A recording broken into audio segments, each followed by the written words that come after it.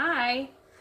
So I thought I would start off the project with doing what I have found, or what has been said, as a traditional French dish. It is poached eggs and red wine. This is really out of my realm of eating. I love poached eggs, but I don't drink. In saying that, I have poured myself a glass of wine, and it's actually not that bad. It's a Pinot. It said not to use Australian or Californian red wine because of the difference in flavours to that of something that was made in Burgundy. But at the bottle shop I went to, they only sold Australian and New Zealand wine. So the first step with this dish is to poach your eggs in red wine and chicken stock. So I have got the Pinot and I've got this homemade chicken stock. So I have got it in my little pan here, which you can kind of see. It's a really gorgeous colour, so I've just got to wait for that to come to a simmer, and then I am going to poach my eggs in it. So I will come back when it's on a bit more of a rolling bubble and let you know what it's like. Okay, so you can see my wine is starting to bubble a bit, so before I put my eggs in, I'll tell you how I normally poach eggs. I use this little metal measuring cup and I crack the egg into it first, and that helps me lower it into the liquid, and because the heat touches the metal and starts to cook the egg, it helps to hold the shape of the egg. So now it's got a bit of a good bubble going on. I'm going to start putting my eggs in. Turn that down a bit. It says to do 4 eggs at a time. The recipe's for 8. Let's see how we go. And then once the eggs are cooked, you put other bits and pieces into the liquid to make the sauce that goes with it. These are only teeny tiny. These poached eggs have not worked well. It's hard because I can't see how they're going into it, so it looks a bit rough, but we can clean that up. Okay, so I've got my 4 eggs in there at the moment, and it says you want the yolks to be firm but still soft to the touch. So this was our first one that went in. No, he's still a bit.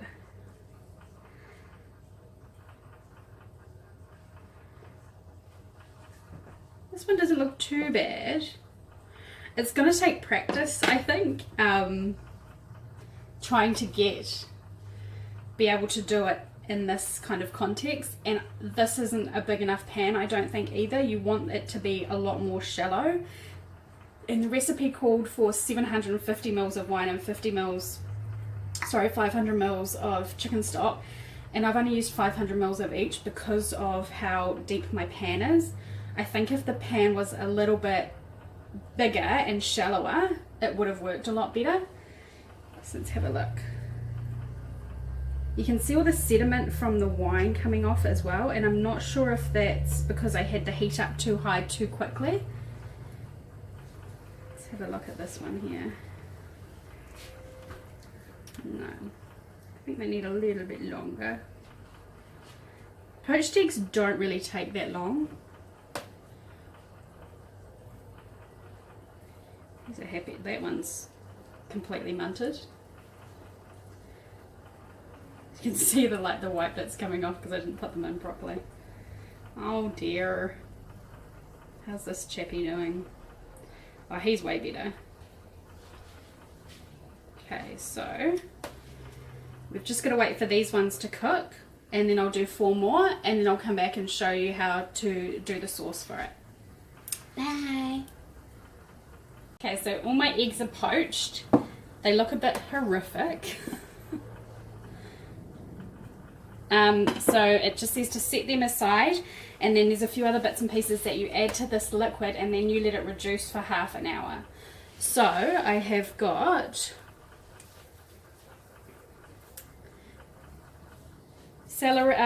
parsley, thyme and bay.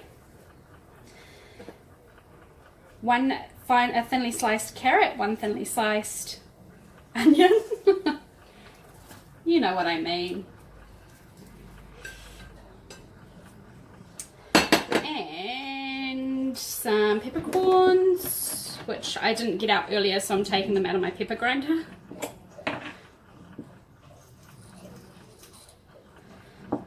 So might just do half of that. Some peppercorns. I'm gonna stuff it, put a whole lot in. And garlic. So I haven't done my garlic yet, so I'm just going to do that quickly now while that simmers.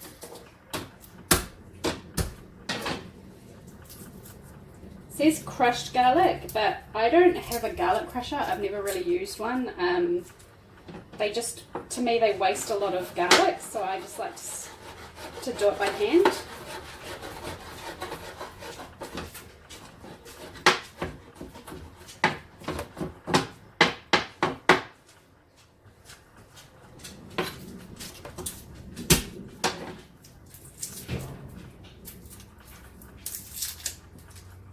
So I've got 2 big delicious pieces of garlic, or cloves of garlic I should say. And I'm just finely chopping up. You can use a garlic crusher if you want. This is just easier to me, so I've just chopped it up roughly. Pop all that in. Give it a bit of a stir. And we leave it for 20 to 25 minutes on a simmer.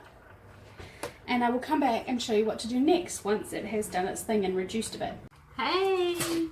My sauce is cooking away, so while that's doing its thing, I'm going to prep the garnish, which is mushrooms and bacon. Yeah. So I've got about a tablespoon of butter in here. And we are going to fry off the mushrooms first and then the bacon, and then put that aside and carry on with the rest of the recipe. So let's get this butter melted. The sauce smells pretty amazing right now actually. It's already reduced a bit. It'll be interesting to see what it looks like once it's fully reduced, and the flavour, because there's so much stuff in there. Just turn the heat up a little bit on that. So I'm just looking at my recipe. Sorry, it's out of your line of sight. Work into flour. Oh, okay, so once the 20 to 25 minutes is up and this is reduced a bit, you kind of make like a roux, like the butter and flour, to put into that to thicken the sauce that goes with the eggs and the butter on top of bread. So, oh, it smells so good. Okay, so our butter is pretty much melted, so let's get our mushrooms in there. So I've got about 125 grams of Swiss brown mushrooms going in there. When you cook mushrooms in butter, you kind of have to, as soon as you put it in, mix it really well, because the butter soaks into the mushrooms really quick. And if you don't give it a good mix as soon as you put it into the pan, some of your mushrooms will end up without any butter on them, and we don't want that. We like the butter. The butter's good. Butter is our friend.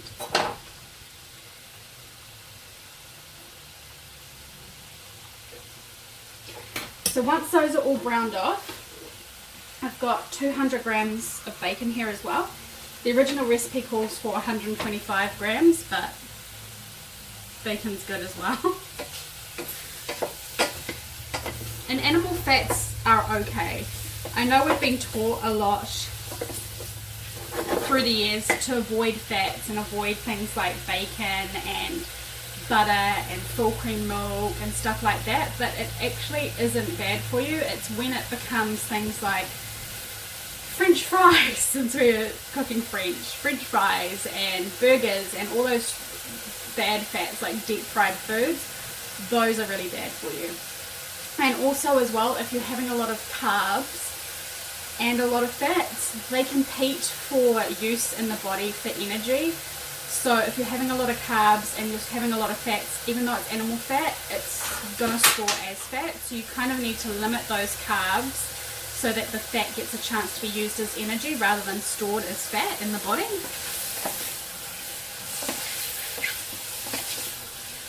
So we want these to go nice and brown. We don't want them to be soggy and gross.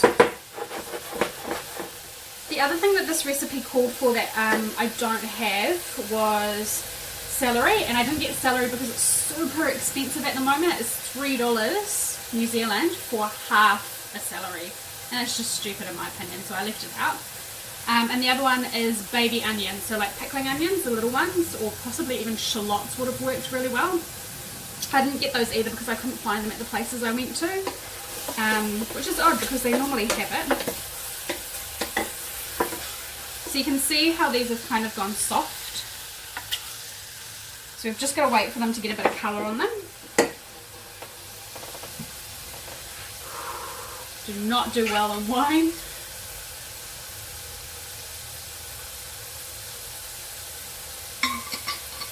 Our sauce is still simmering away, reducing very slowly. Oh, the steam.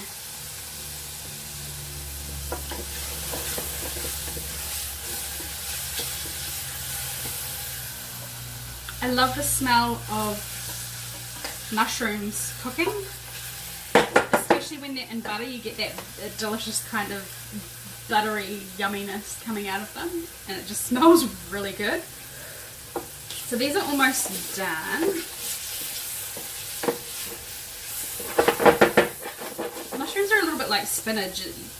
No matter how much you put into the pan, when it cooks it shrinks down, which is really disappointing.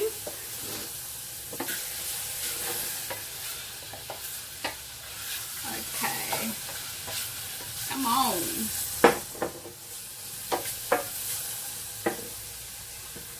The eggs look so cool. I've covered them in another paper towel just to soak up some of the excess liquid. But they've almost gone kind of black. I don't know if you can really see the colour. They're still, the yolks are super soft, which is awesome because they're going to be nice and gooey, and when you pop it, it's just going to go everywhere and mix in with the lovely sauce. Okay. So you can see now the mushrooms are kind of browned off. So I'm going to stick those on my little plate.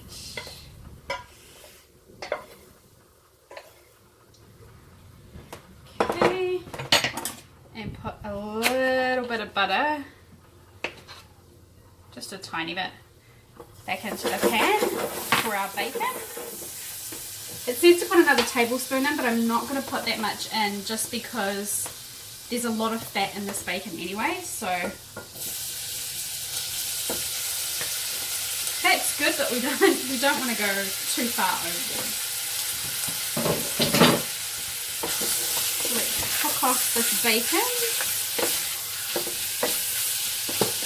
Okay, so I'm going to cook off this bacon, and then I'm going to come back and show you how to get this sauce going, and then we can plate it all up and you can see what it looks like.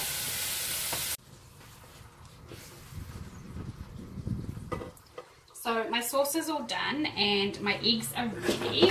So I've got 2 little eggs in my dish, and I'm just going to top them with some of this garnish that we've made.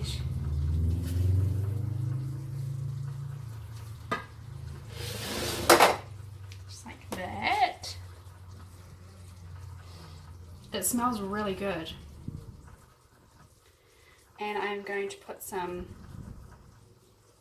parsley on top. And let's just see if they are as runny. Oh yeah. Delicious. So I'm going to have another go at doing this recipe, and I'm going to do it my way and see how it comes out, and then I will share the recipe with you. So thank you for watching. If you've tried this before yourself and you've got any tips, please let me know. it smells really amazing, but I think I've messed up on a few things. But anyway, bye.